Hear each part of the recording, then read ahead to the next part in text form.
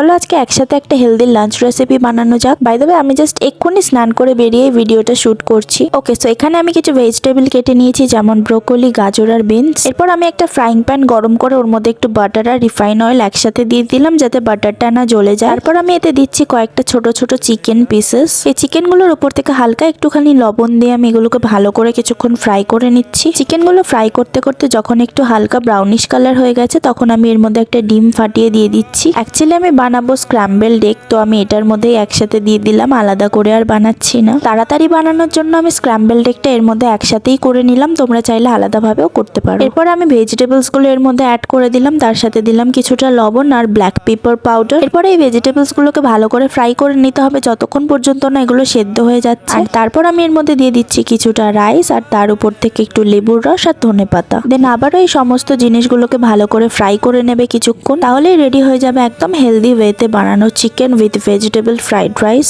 আমার রান্না একদম রেডি, এবারে টেস্ট করে দেখার পালা কেমন খেতে হয়েছে। টু বি ভেরি অনেস্ট, এটা খেতে ভীষণ ইয়াম্মি হয়েছিল। তোমরাও যদি এরকম হেলদি খাবার খেতে পছন্দ করো তাহলে ডেফিনেটলি এই ডিশটা একবার ট্রাই করতে পারো। ওকে, বাই।